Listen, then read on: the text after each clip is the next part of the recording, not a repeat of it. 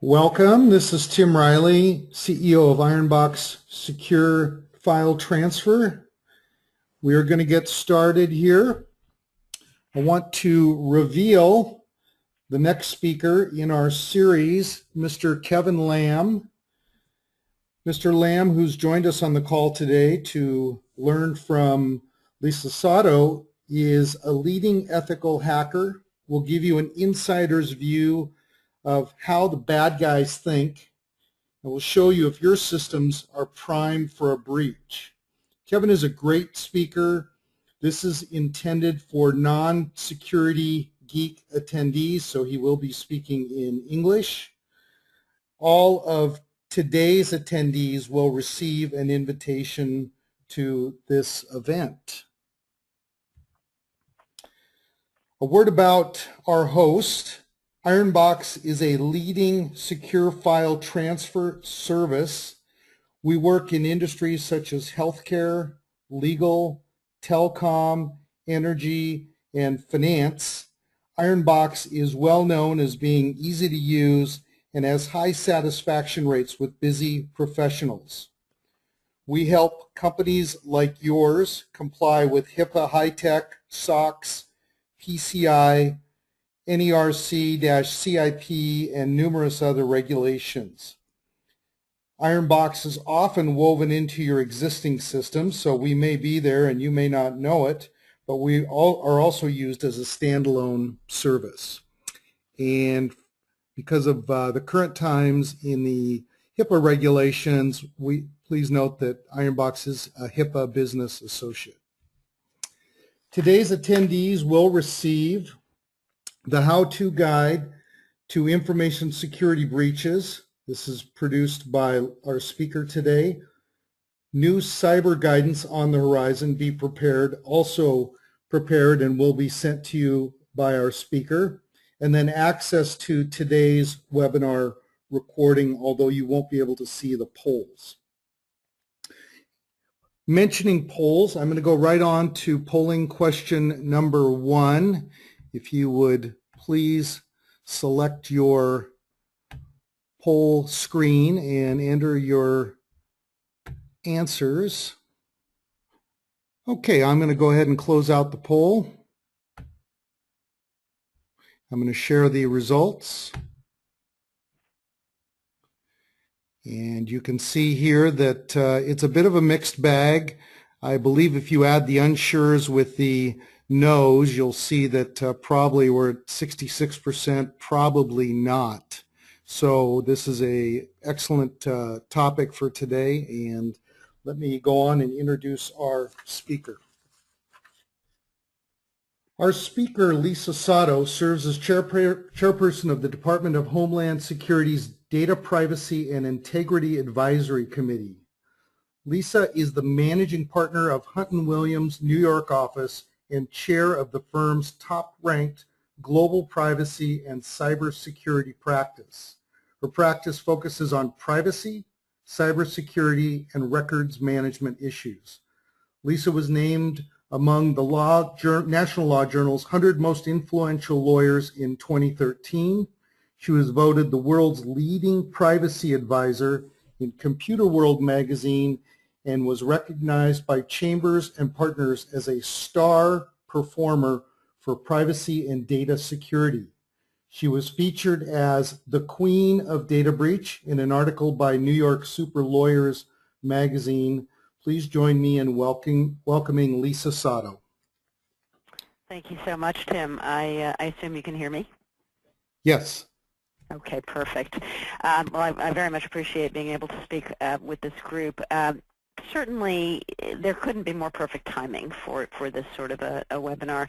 We could not have envisioned a year or two ago how fertile an environment it would be for this sort of a discussion. There really has been a stunning series of events over the last few months that have placed cyber issues, cyber risk at the very top of the executive radar screen, and we see that it is certainly a board level issue. And just this week, Target's CEO resigned at least in part as a result of their data breach. So it's more clear than ever that this problem is growing and that no one is exempt, and that the very highest levels of every company are focused now on this issue.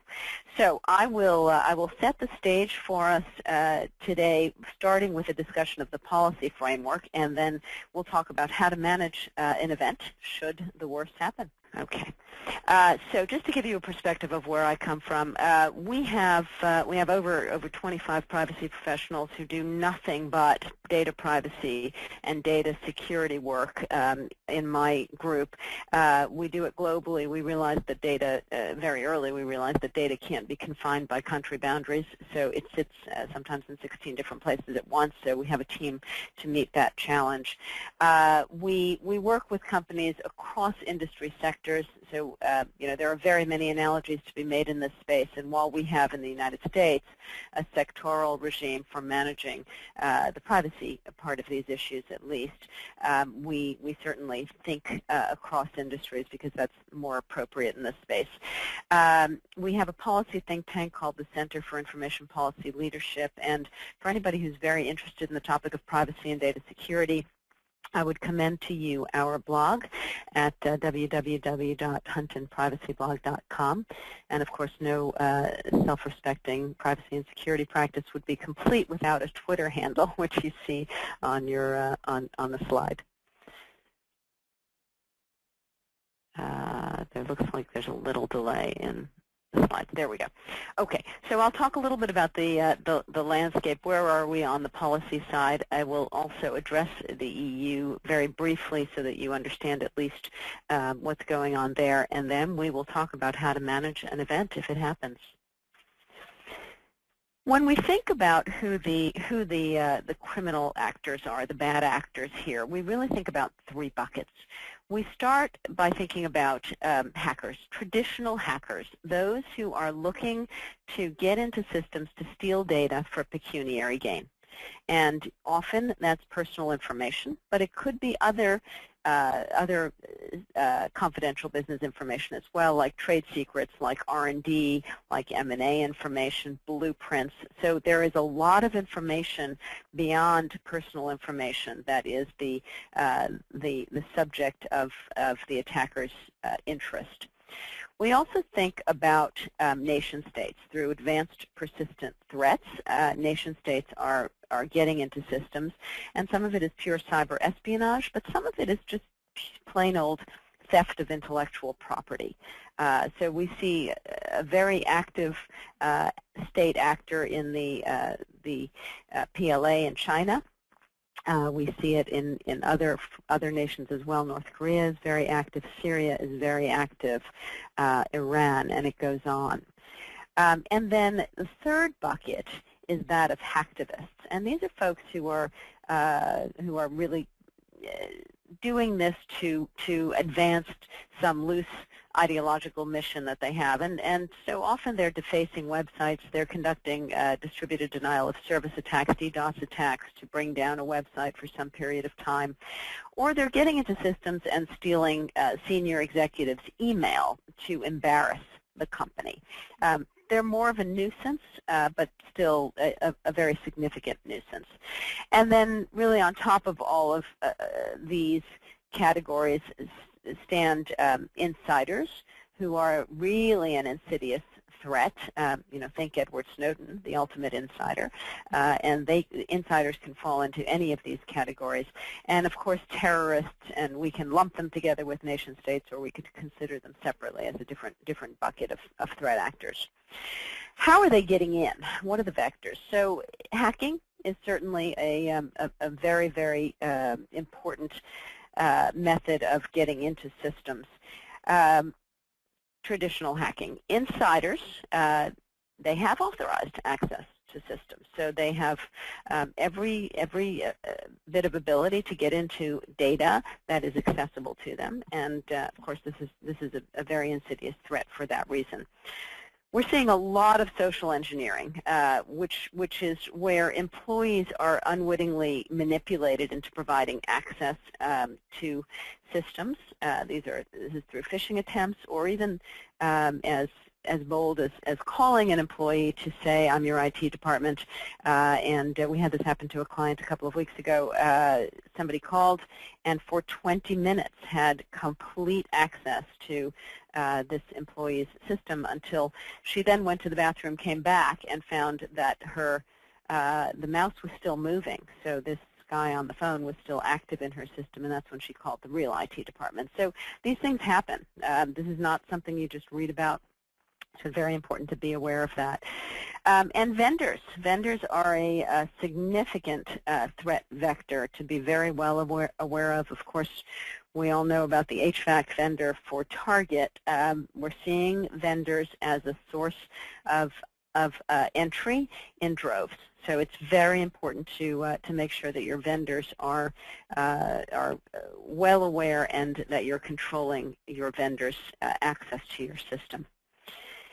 The types of data targeted really can range, and it goes well beyond personal information to a loss of intellectual property and a loss of confidential business information, like research and development material, M&A information. So we are seeing the cyber threat really range broadly across various types of data. Needless to say, we have had very public incidents lately. Of course, Target, Neiman, Michaels, and many others.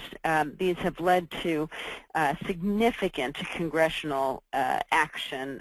Congress talks a lot these days, doesn't act very much, but talks a lot. And so there have been a good number of hearings on the topic, and our members of Congress also have urged the FTC to take action.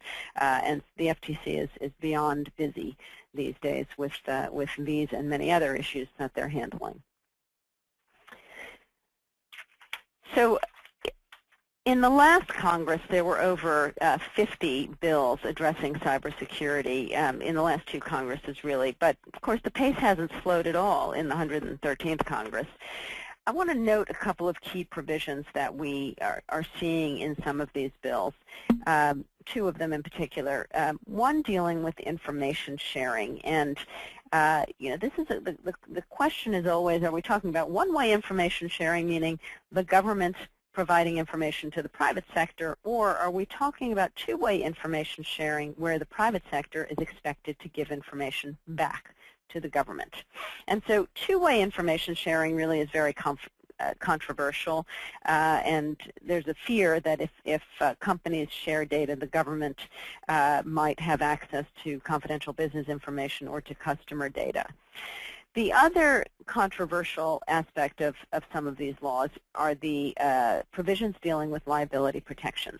So these provisions typically would provide protection, would provide immunity for the sharing of information and also for decisions made based on threat information that might be received from the government. So companies, of course, want better sharing of threat details, but they also want protection from private lawsuits if they share inadvertently customer data or any other kind of confidential data that might be of interest to their shareholders. And also they want protection, companies want protection from negligence claims that might result if they fail to act on warnings. So these measures have failed for a number of reasons, but these are two of the more significant reasons for failure. So against this backdrop of both an increase in cyber threats and congressional inaction, the President issued an executive order on cybersecurity immediately after, really simultaneous with his State of the Union address in February of 2013, where he called cyber threats one of the most serious national security challenges for the nation. So at the same time, the President issued his executive order, and just to note some of the key provisions, the first and probably most important was that there was a mandate to develop within 1 year a cybersecurity framework for this country. It was a very ambitious mandate, and I'll talk more about what happened after that, and we were able to meet it in the country, meet that one year mark. There is a provision on information sharing. It is about one-way information sharing, so the President dodged the bullet on the two-way debate by just making it one-way information sharing, so that the government is charged with sharing specific threats with the private sector. And for those of you who are steeped in this space, you'll notice, as I have, a real sea change with respect to information sharing. Several years ago, the government really didn't share information with the private sector until it was too late, until things were really bad, if at all. Now we're seeing, in fact, a deluge of information sharing. We're seeing a huge amount of information moving from the government to the private sector about specific threats, in some cases where there's not even a threat, but where there's some noise in the underground community about an issue. There was another provision in the executive order that required the identification of critical infrastructure for which a cybersecurity attack could have a catastrophic effect. Now, let me note here that the entire executive order was for critical infrastructure, and there are 16 industry sectors that are considered critical, and they really are very, very broad in their reach. But then there was this other provision for the identification of really, really critical infrastructure, and anybody who was named in that category knows who they are at this point. In addition, the various regulatory agencies were charged with seeking to determine whether their existing regulations were sufficient to take action in this space, or whether they thought additional regulations or congressional activity was required. And then finally, there was mention in a number of the provisions of privacy and civil liberties issues.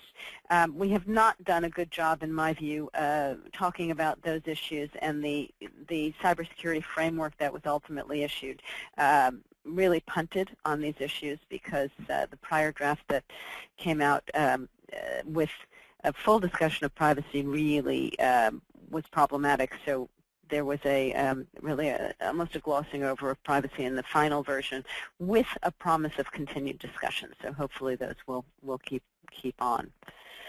So we now have in this country a full-blown cybersecurity framework. It came out on February 12th, 2014, really under the wire, exactly 1 year to the day of the State of the Union address and issuance of the executive order. This was a result of a huge collaborative effort. The NIST, the National Institute of Science and Technology, who was charged with moving this forward, held 5 formal workshops and had a number of many informal discussions, with the goal of developing a common basis for all companies to manage cyber risks. So this is the cybersecurity framework. It takes a risk-based approach. It is technology neutral. It is voluntary, and that's very important to note. It's a voluntary framework, sort of. And I say sort of because I have absolute belief in the plaintiff's bar that it will become the standard of care in this country. It will also likely be a demarcation for insurers. It will also form the basis, I'm sure, for shareholder actions in the future for companies that do not comply with the framework. So I think it's, while it's voluntary, I think it will become really the de facto standard in this country. So the framework is composed of 3 parts: the framework core, and that's really the heart of it, and it contains information on how to manage an event from the pre-event stage to the post-event stage.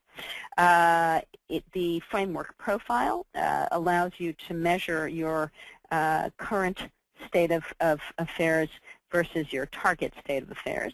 And then there are also implementation tiers where you can rank your company from 1 to 4, from partial to adaptive. So the gist of the framework is that it is intended to not be a static document. It will continue to be updated. The environment is way too dynamic for anything static, so it has to be flexible. It is not a one-size-fits-all approach. It recognizes that risks and vulnerabilities and resources vary from company to company. But if you have not looked at it, it is an important document, and I would suggest taking a look at it. So there have been now, as I mentioned, there's a real sea change in terms of information sharing. The executive order really reinforced programs that both DHS and the FBI were already developing to facilitate information sharing. So DHS will now allow private entities to enter into a CRADA, a Cooperative Research and Development Agreement. It's an information sharing agreement so that private entities can participate in various activities with respect to cyber risk that DHS sponsors.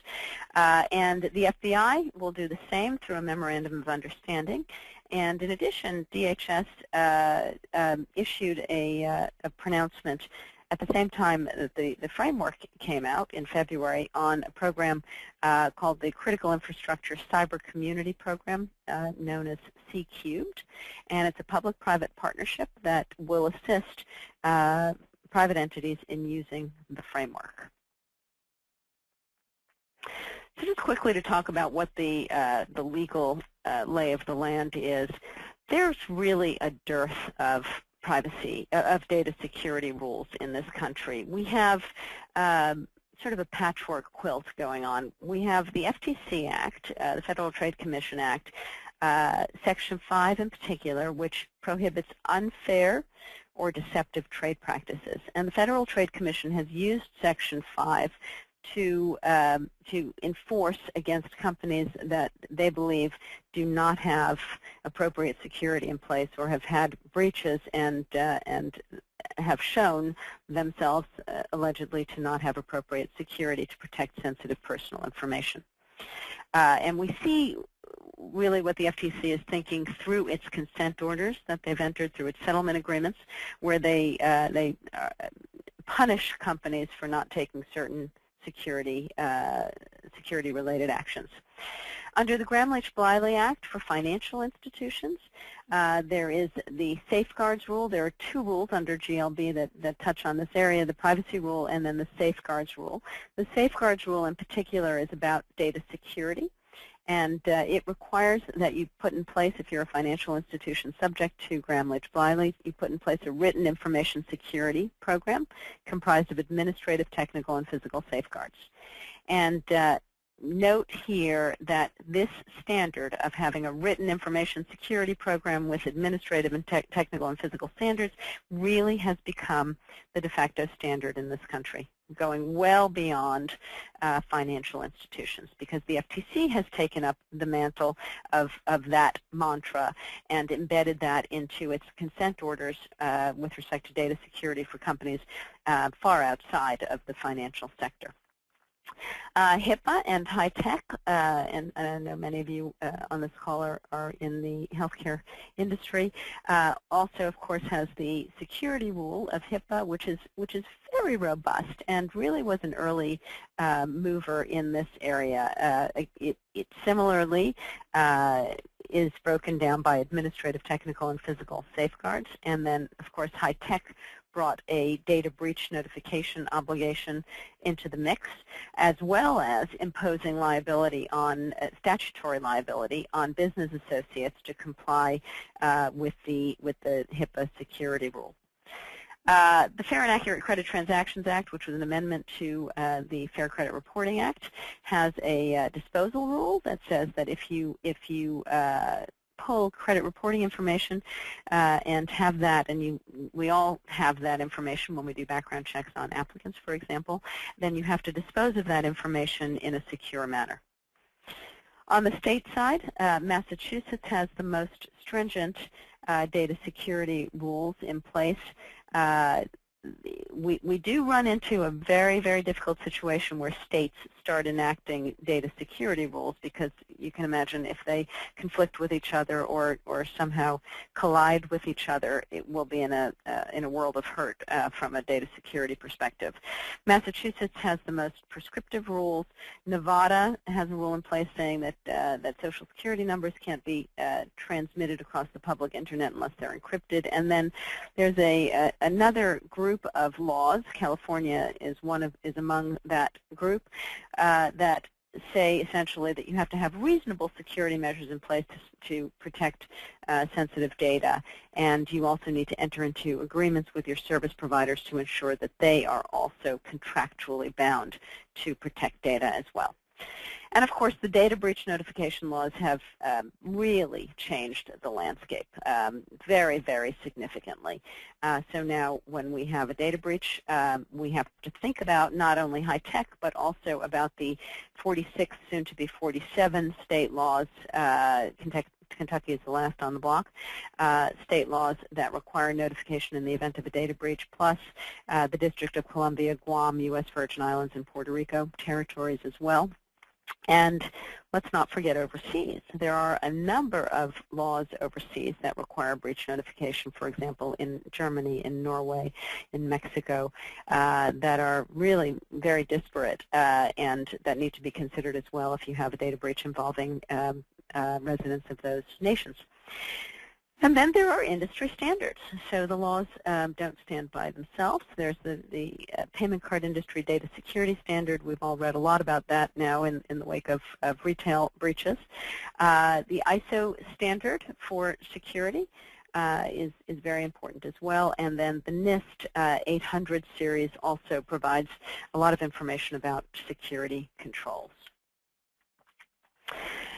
The SEC, not to be outdone, is also very active now on the cybersecurity front. This really all started in October 2011 when SEC staff issued a guidance document imploring companies to consider their existing obligations on the disclosure of cyber risks and cyber incidents. So there are no new obligations imposed, but it was a clarification guidance document to tell the regulated community that they had obligations and that they needed to describe any material risks and events to the registrant. The SEC is cracking down, so we are seeing a lot of activity from the SEC. We are hearing that many companies are still using just boilerplate language to describe risk, and of course, if you have an event and you don't talk about it in your securities filing, then the SEC will likely come back to you if they hear about it, if it's a publicly known event, and they'll ask you about it. What we're also hearing is that cyber incidents are cyber risk is being buried in a bunch of other possible disasters, like, we may experience a hurricane, we may experience a tsunami, we may experience a fire, we may experience a cyber event, when in fact cyber incidents are far, far more likely than any of those other events. So not to be outdone, the EU is also very active on this score. So I want to just note this. You should be aware that there is activity on the EU, in the EU. The U.S. is not alone in tackling this issue. The EU issued a draft directive known as the NIS Directive, Network and Information Security Directive. The key provisions of the directive would require that a cyber authority be appointed in each member state. It would also create a cooperation network so that authorities in the various member states could share information with each other. There's also a requirement that operators and owners of critical infrastructure and providers of information society services implement appropriate security measures. So that's the Amazons, Googles, Apples, Sonys of the world. And finally, there is a requirement to report in this draft directive significant incidents to the authorities. So this is interesting because, of course, it bumps up against other breach reporting obligations in the EU. So we have the now draft directive requiring reporting. We also have a draft regulation now in the EU that would replace the EU Data Protection Directive. And the draft regulation contains a breach reporting obligation as well. So we have yet to figure out how all of this is going to be to shake out, and how companies will manage their various but overlapping obligations under these draft pronouncements in the EU.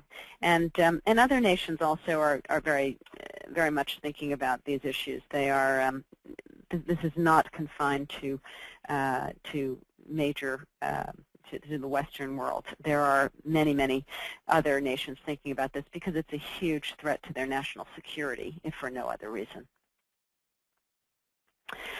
So let's talk about a breach event. This is a timeline that really takes you from start to finish, and the rest of this this session will focus on managing a breach from the moment you are first notified of something to the end of the day, which is really when the last lawsuit settles or goes to trial.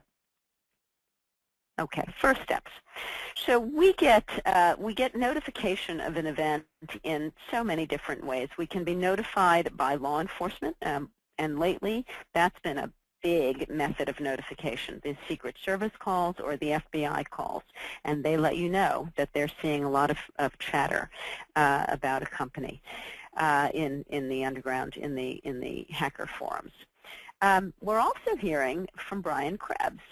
Brian Krebs is the security blogger that outed Target and many other companies over the course of the last few months. He's very active, and he has deep hacker credentials in these hacker forums. So he sees information before, in many cases, law enforcement does, and certainly before companies are aware that there's been an event. So we've had Brian calling companies, our clients, sometimes in the middle of the night, to say, I'm about to run a story. What do you have to say? And of course the companies say, I have no idea what I have to say, because I have no idea that there's even been an event. So that is one of the ways we find out.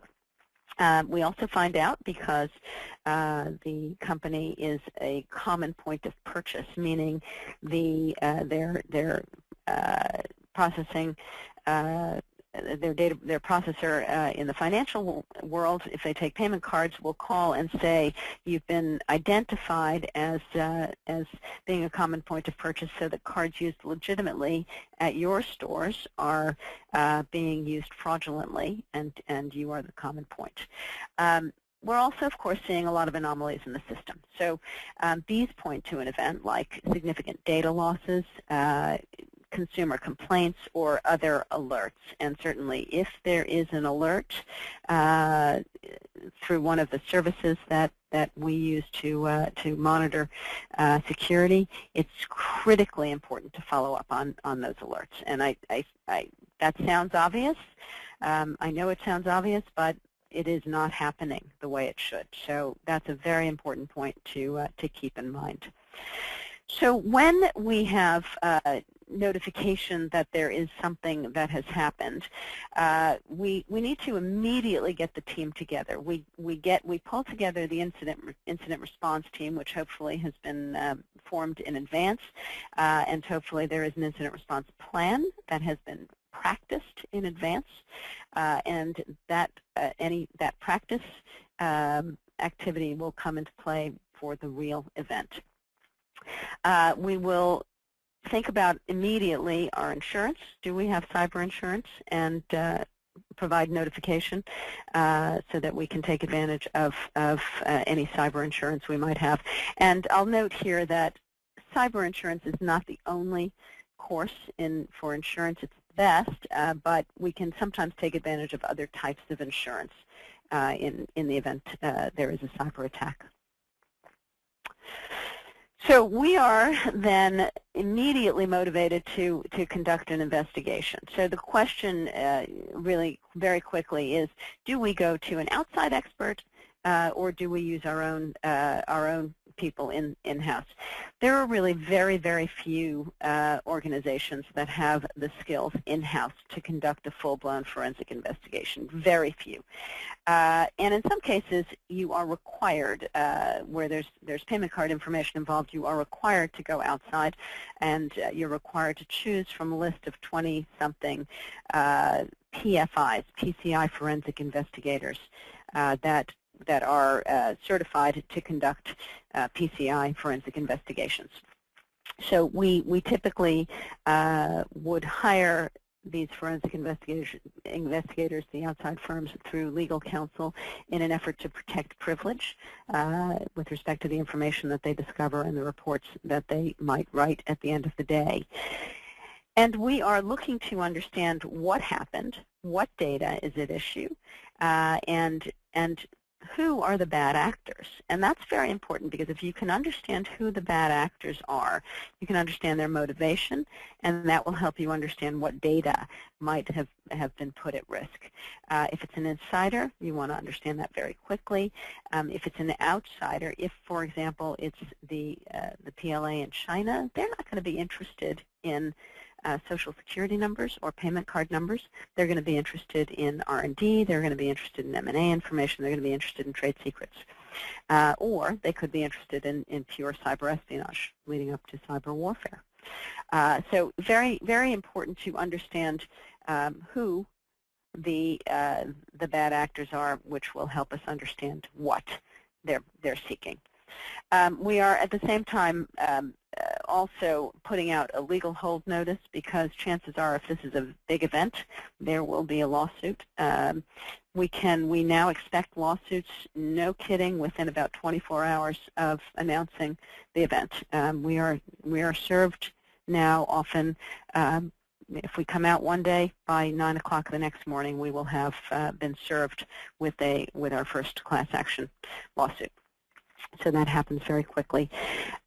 We want to make sure that we are restoring the integrity of the system, but there's a very fine balance there, because if we restore the system so that operations can continue, we may be wiping out data. So it's critically important to image the systems to have a forensically pristine copy, and then business can proceed as usual. Coordinating with law enforcement is a very interesting question and a difficult one. So it is made less difficult if they call first. If the FBI or the Secret Service calls you, you are automatically collaborating with them. If they don't, the question is, do we go out to law enforcement to notify them? And who? Which law enforcement agency? So Secret Service and the FBI are very, very, very busy. They will not be terribly interested in a stolen laptop, which isn't a data breach event unless the data was encrypted. They will be interested, however, in a massive hacking, and often they'll be interested in events that cross state lines, because that is their purview. Because they're sharing information now so readily, they are also expecting information back. And they really do have a very broad view into what's going on across the country. So sometimes when we report something to law enforcement, they'll say, oh gosh, yeah, I think we're seeing that activity among 5 other similarly situated entities. And you know, they really can assist in putting the pieces of the puzzle together. I really prefer to establish and recommend to our clients to establish a line of communication early, before an event. If you don't know your local FBI agents, if you don't know your local Secret Service agents, get to know them now before an event happens, because then you'll have their number in your Rolodex. They are really open to those sorts of meetings. They really like those sorts of meetings. So do it now, and I think you'll have a much easier time of it later when it really counts. Determining whether to go to one of the federal agencies or whether to go to the state police or your local police precinct really just depends on the type of event, or whether you want to mobilize law law enforcement outside the country, like going to the Canadian police, for example. And then if you need to go to Interpol, usually that becomes a much bigger deal, and other U.S. law enforcement agencies will work with you on that. So there are many different pieces of this puzzle, and the dynamic differs depending on the type of event. So what are the legal considerations here? At the same time as we're doing an investigation, we are thinking about the laws that might apply to our findings. And I'll note here, I'll just pause for a second to say that what you think is happening on day 1 is very different from what you think is happening on day 3, which is very different from what you think is happening on day 5, which may be very different from what ultimately is the story of the data breach, of the cyber event. So it's very important to be nimble in your thinking, to be flexible, because we are, as one of my colleagues, Joan McNabb of California says, she's with the California AG's office, she says we are in a situation where it is the fog of breach.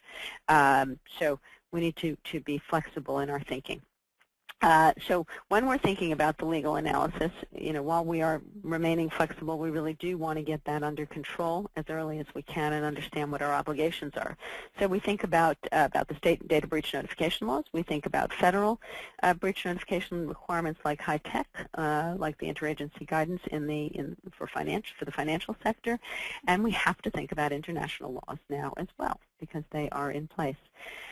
We think about industry standards like the PCI standards and who we have to notify pursuant to those standards.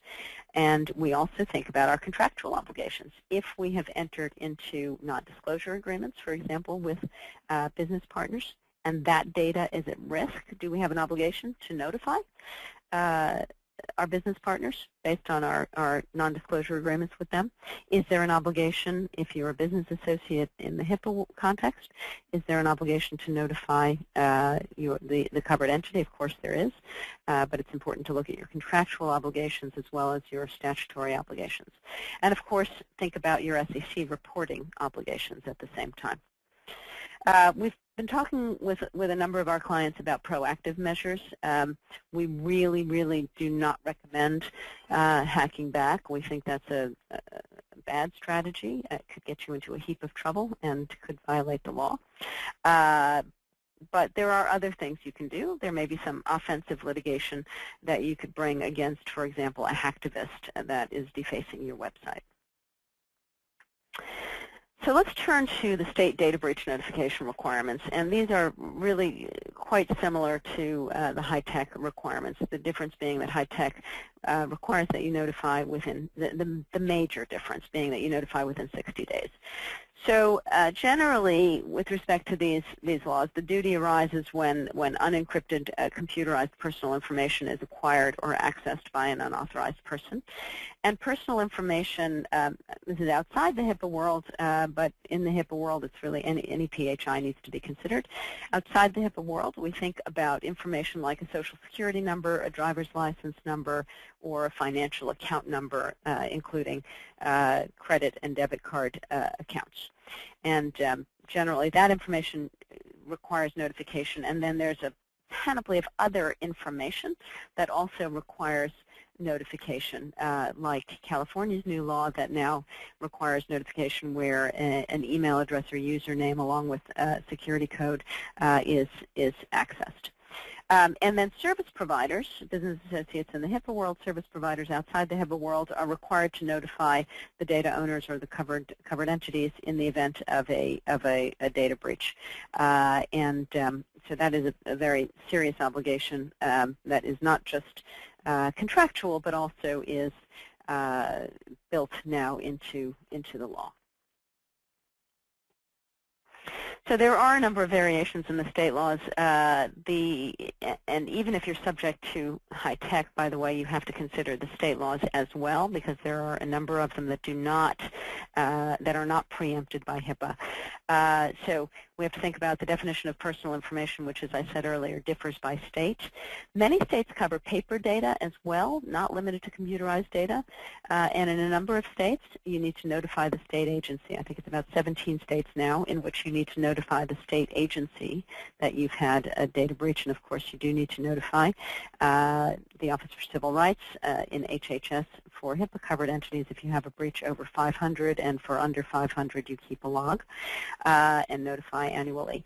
You need to notify under many of the state laws the consumer reporting agencies if you have a breach that exceeds a certain size that's noted in the state law. The timing for most of the state laws is in the most expedient time possible and without unreasonable delay. That is the mantra. For some states, you need to notify within 45 days, and then there are some vagaries like in Vermont, you need to notify the state agency much sooner than that. In Puerto Rico, you need to notify the state agency within 10 days. And Florida is considering also a 30-day requirement now. That I just saw that this week. There's some legislation moving through the state legislature. The content of the notification letter differs depending on which legal regime you're subject to, and you know, as I mentioned, some states preempt. Some state laws are preempted by federal requirements, but there are others that are not. And I talked about the new California requirements. So when we're drafting our breach notification letters, we have to think very hard about these letters because, of course, they are Exhibit 1, Exhibit A, for plaintiffs' lawyers and for regulators who are looking at these events. Now, of course, everybody and their brother is going to want to opine, but we really suggest keeping the circle small. Not only is it very difficult to manage a larger group, but also any kinds of confidential information would have less of a chance of staying secret if the group is too large. We often consider using external PR consultants in the event of a major breach. They're really good at some of them are very good at handling these events. Think hard before just bringing in your usual external PR firm, because some of them really don't understand this regime and will require more babysitting than it's worth. We want to take some proactive measures to try to manage events. We of course look to manage the media response in advance, so that we're drafting press releases, we're drafting holding statements well in advance of going out to the public. We are putting together a call center while all the rest of this is happening, and we're developing FAQs. We're training call center agents. That's critical. They are your first line of attack vis-a-vis the public. If they fail, the public will likely, they will anyway, but they will be more likely to get together and join class action lawsuits. And then we also typically now get in place credit monitoring services. That is something that we did not generally recommend where there was a compromise of payment card information, because it wouldn't help. But it's very important where there's a breach of Social Security number, because you can open a new line of credit using a Social Security number. But post-target, it appears that if one does not offer credit monitoring, one is going to be considered to have fallen short as far as the state attorneys general are concerned. So think hard if you're not offering credit monitoring now. While all this is happening, we are also addressing with law enforcement possible criminal prosecution of the attackers if those attackers are in fact identified. Not easy to find them, so that happens very rarely, but sometimes it does. Sometimes it does. We're also we're defending, of course, against class action litigation, but we're also dealing with regulatory enforcement. So we have now there's a multi-state task force among state AGs, and it's comprised of essentially all state attorneys general who get together, and they send you their questions via the multi-state task force, which is led, or at least traditionally over the last few months, has been led by Connecticut and Illinois. And then, there's nothing to stop individual states from sending you request letters as well for information. And, of course, other agencies will send letters requesting information like OCR within Health and Human Services, or the FTC will send a formal civil investigative demand, which is like a subpoena. It's a very difficult set of requests to fulfill, and costs a fortune really for companies to do that. We also have to manage at the same time any disputes with business partners, like business associates or covered entities coming together to talk to each other, and then other business partners whose information may have been compromised, or where business partners are just wary about your reputation as a result of a data security event, and want to understand what happened. And then we're also managing the insurer, because the insurer is not most often not saying, yeah, sure, no problem, we'll cover you. They are asking a lot of questions, and they're pushing back, and usually that becomes a separate work stream to manage the insurer.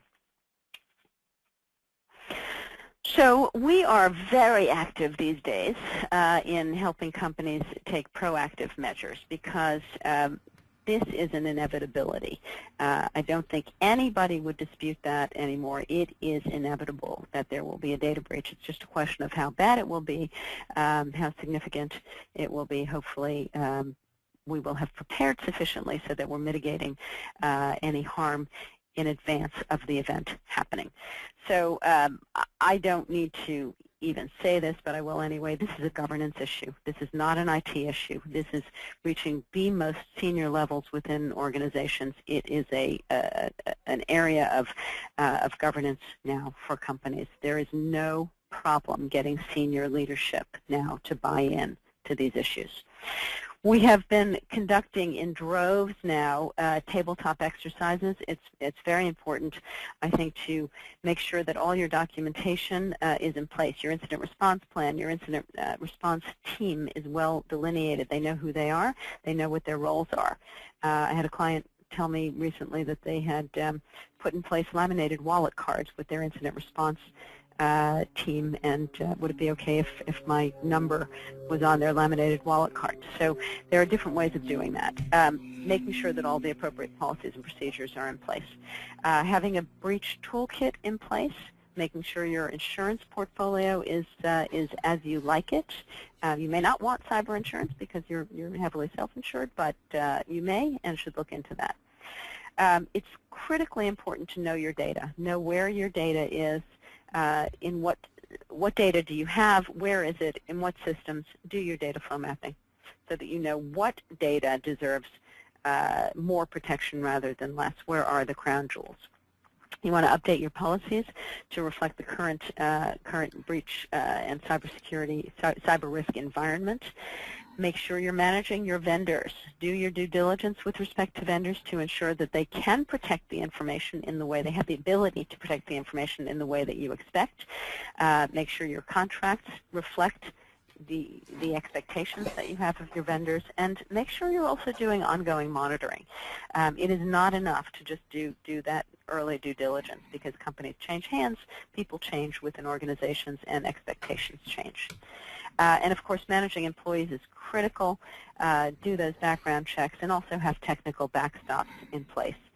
And train. Training employees and increasing awareness of these issues is absolutely critical. Everybody in the organization needs to chip in to protect the organization on the data security front. Tim, I think I will turn it back to you, please. Thank you, Lisa. I'm going to open up our polling question number 2. Is your firm truly prepared for a major cybersecurity event? I will open up the polls here in a moment. If I can get our audience's feedback here.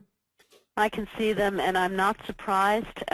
So less than 1/3 is feeling comfortable with the preparation that's in place.